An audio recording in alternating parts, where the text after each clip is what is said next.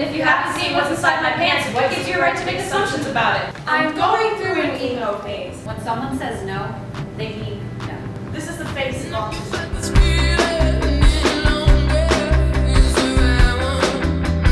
Let me drown in words of knives that end the lives of adolescent minds that cry and hurt me. Stop trying to erase us. We won't spend time doing meaningless things that we were never quite taught, but always seemed right. You got herpes!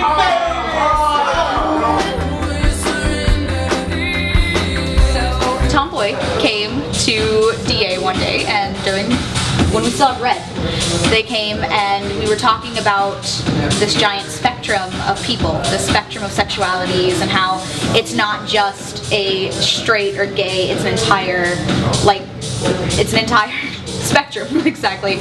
Like the color spectrum, you're not just blue and you're not just green, you're something in between. The cool thing about the show at the loft, we can kind of show to the larger population that we are students and we care about these issues and we're empowering ourselves to make change. You know, I think that people should listen to us and take the opportunity to listen to us. Otherwise, if people continue to ignore us, we'll be forced to suppress this and we'll never make the world, a better place. You know, people overlook these types of things, like afraid to going to high address them. school. Like things like this, people go by every day, and they seem like they're having this normal life, but we really do have these issues. Like, sad little children should be seen and not heard. So nobody listened to the music that I whispered. But this is a sickness that doesn't ask for permission. It takes you as you go tumbling on. I'm tired of pretending to be someone I'm not. My life is a sweater 2 sizes too big. And if I cut my way out, I'll be cutting through my own skin. I'm drinking and drinking and drinking and drinking and drinking, and I just can't seem to forget about this body I'm in.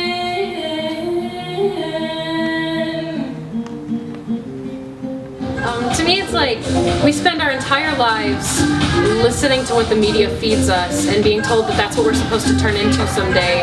And there's no representation of a lot of different groups that we've been a part of since the day we were born.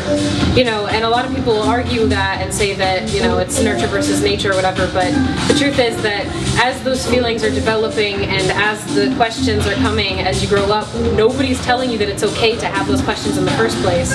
So I feel like, this year was the first year that I'm actually old enough to vote, and that's crazy because I've been doing a lot of growing up. I've already been in high school for 4 years and I'm only just now getting my voice heard.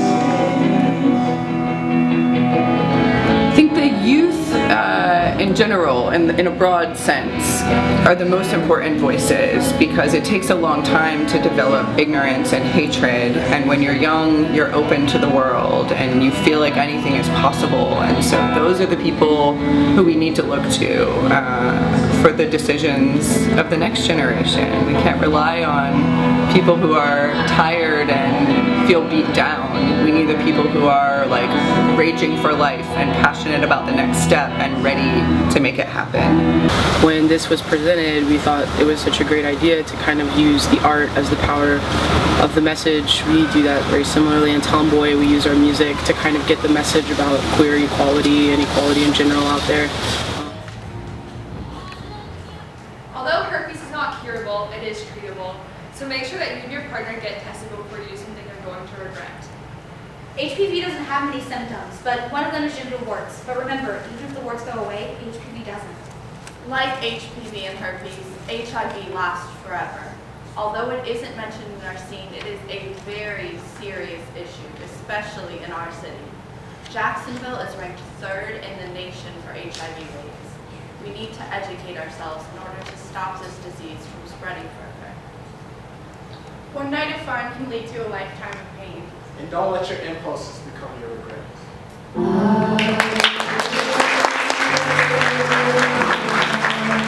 You know, that art really speaks to a person, because we could go and put on an Elmo and show all these slides of like what STDs and like pregnancy and all that stuff does. Yeah, a bunch of but words. instead, we do it in this way because it really speaks to people.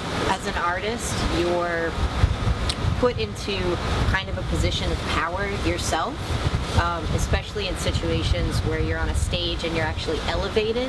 That creates psychologically a certain dynamic between you and the audience. And if you use that power for good, to fight for social justice, equality, it's monumentally the best thing that you can do, the most fulfilling thing you can do also. And I'd like to tell people that this is the face of autism. Someone who accepts and embraces my disability as a part of me. Because it's not a heavy cargo I lug and carry on my back. And believe it or not, I can drive. I am willingly searching for a job. I'm graduating from high school and going straight to college because I want to learn more.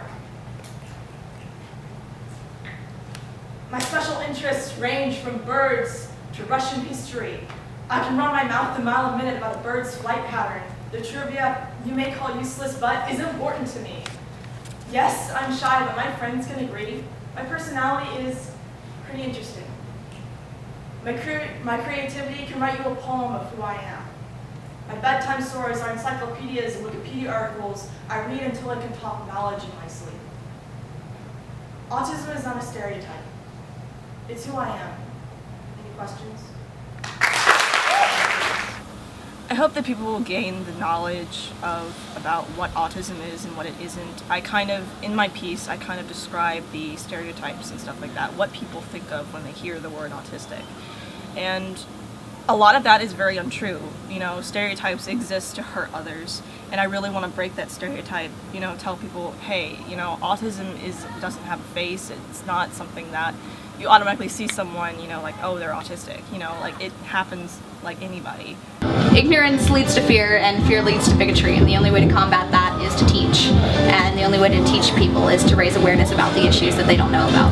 I hope people gain some understanding, they're educated, and get compassion out of this, because we don't all understand each other's pain or places in life that we can't relate to, but we can certainly have compassion for our fellow person. And I think when you're educated on different people's struggles, it's a lot easier to put yourself in their position and feel what they're feeling, and that makes the world a better place. Movements in history, they only come about because people speak up and people empower themselves and bring to light the issues that they want to be brought to light. And we are doing that. We're talking about these issues, we're discussing these issues. Like, take a step back and look at other people's lives and understand that there are people that are different. And people go through different things all the time, and you have to be, I don't know, I can't really, you have to kind of be sensitive about things, and you can't, you don't expect things out of people. Like, just learn to understand that there's a difference in everybody, and just treat people like how you want to be treated, basically. I will scream them loud tonight. Can you hear my voice this time? This is my fight.